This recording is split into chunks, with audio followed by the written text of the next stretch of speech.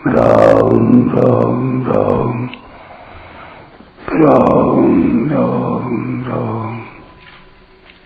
राम राम राम नारायण नारायण। जिसने संसार से अपना संबंध जोड़ा है वही उसे तोड़ भी सकता है। इसलिए भगवान ने अपने द्वारा ही संसार से अपना संबंध विच्छेद करके काम को मारने की आज्ञा दी है। अपने द्वारा ही अपने आप को वश में करने में कोई अभ्यास नहीं है, क्योंकि अभ्यास शरीर, इंद्रिया, मन और बुद्धि की सहायता से होता है। इसलिए अभ्यास में संसार के संबंध की सहायता लेनी पड़ती है। वास्तव में अपने स्वरूप में स्थिति अथवा परमात्मा की प्राप्ति संसार की सहायता से नहीं होती, प्रत्युत संसार के त्याग से, अपने आप से होती है। मार्मिक बात, जब चेतन अपना संबंध जड़ के साथ मान लेता है तब उसमें संसार की भी इच्छा होती है और परमात्मा की भी रहती है। जड़ से संबंध मानने पर जीव से यही भूल होती है कि वह सच्चित आनंद स्वरूप परमात्मा की इच्छा या अभिलाषा को संसार से ही पूरी करने के लिए सांसारिक पदार्थों की इच्छा करने लगता है। परिणाम स्वरूप उसकी ये दोनों ही इच्छाएं कभी मिटती नहीं है। संसार को जानने के लिए संसार से अलग होना और परमात्मा को जानने के लिए परमात्मा से अभिन्न होना आवश्यक है, क्योंकि वास्तव में स्वयं की संसार से भिन्नता और परमात्मा से अभिन्नता है। परंतु संसार की इच्छा करने से स्वयं संसार से अपनी अभिन्नता या समीपता मान लेता है, जो कभी संभव नहीं है। और परमात्मा की इच्छा करने से स्वयं परमात्मा से अपनी भिन्नता या दूरी मान लेता है, पर इसकी संभावना ही नहीं। हाँ, सांसारिक इच्छाओं को मिटाने के लिए पारमार्थिक इच्छा करना बहुत उपयोगी है। यदि पारमार्थिक इच्छा तीव्र हो जाए तो लौकिक इच्छाएं स्वतः मिट जाती हैं। लौकिक इच्छाएं सर्वथा मिटने पर पारमार्थिक इच्छा पूरी हो जाती है, अर्थात नित्य प्राप्त परमात्मा का अनुभव हो जाता है। कारण कि वास्तव में परमात्मा सदा सर्वत्र विराजमान है, पर लौकिक इच्छाएं रहने से उसका अनुभव नहीं होता। जही शत्रु महाबाहो काम रूपम दुरासदम। महाबाहो का तो अर्थ होता है बड़ी और बलवान भुजाओं वाला, अर्थात शूरवीर। अर्जुन को महाबाहो अर्थात शूरवीर कहकर भगवान ये लक्ष्य कराते हैं कि तुम इस काम रूप शत्रु का दमन करने में समर्थ हो। संसार से संबंध रखते हुए काम का नाश करना कठिन है।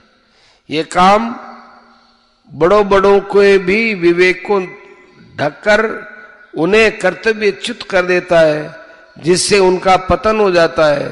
इसलिए भगवान ने उसे दुर्जय शत्रु कहा है। काम को दुर्जय शत्रु कहने का तात्पर्य इससे अधिक सावधान रहने में है, इसे दुर्जय समझकर निराश होने में नहीं है। किसी एक कामना की उत्पत्ति, पूर्ति, अपूर्ति और निवृत्ति होती है, इसलिए मात्र कामनाएं उत्पन्न और नष्ट होने वाली हैं, परंतु स्वयं निरंतर रहता है और कामनाओं के उत्पन्न तथा नष्ट होने को जानता है। अतः कामनाओं से वह सुगमता पूर्वक संबंध विच्छेद कर सकता है, क्योंकि वास्तव में संबंध है ही नहीं। इसलिए साधक को कामनाओं से कभी घबराना नहीं चाहिए। यदि साधक का अपने कल्याण का पक्का उद्देश्य है तो वह काम को सुगमता पूर्वक मार सकता है। कामनाओं के त्याग में अथवा परमात्मा की प्राप्ति में सब स्वतंत्र, अधिकारी, योग्य और समर्थ हैं, परंतु कामनाओं की पूर्ति में कोई भी स्वतंत्र, अधिकारी, योग्य और समर्थ नहीं है। कारण कि कामना पूरी होने वाली है ही नहीं। परमात्मा ने मानव शरीर अपनी प्राप्ति के लिए ही दिया है, अतः कामना का त्याग करना कठिन नहीं है। सांसारिक भोग पदार्थों को महत्व देने के कारण ही कामना का त्याग कठिन मालूम देता है। सुख की कामना को मिटाने के लिए ही भगवान समय समय पर प्रतिकूलता भेजते हैं कि सुख की कामना मत करो, कामना करोगे तो दुख पाना पड़ेगा। सांसारिक पदार्थों की कामना वाला मनुष्य दुख से कभी बच नहीं सकता, ये नियम है। क्योंकि संयोग जन्य भोग ही दुख के हेतु है।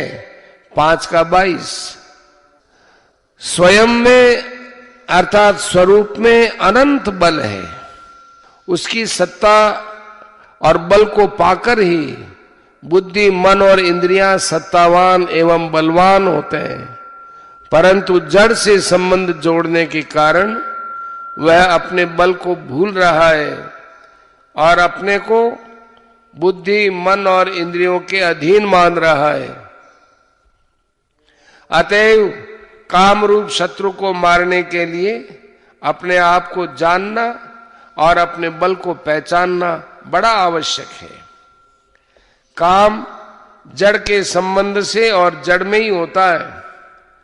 तादात्म्य होने से वह स्वयं में प्रतीत होता है। जड़ का संबंध न रहे तो काम है ही नहीं। इसलिए यहाँ काम को मारने का तात्पर्य वस्तुतः काम का सर्वथा अभाव बताने में ही है। इसके विपरीत यदि काम अर्थात कामना की सत्ता को मानकर उसे मिटाने की चेष्टा करें तो कामना का मिटना कठिन है, कारण कि वास्तव में कामना की स्वतंत्र सत्ता है ही नहीं। कामना उत्पन्न होती है और उत्पन्न होने वाली वस्तु नष्ट होगी, ये नियम है। नई कामना न करे तो पहले की कामनाएं अपने आप नष्ट हो जाएंगी। इसलिए कामना को मिटाने का तात्पर्य है नई कामना न करना।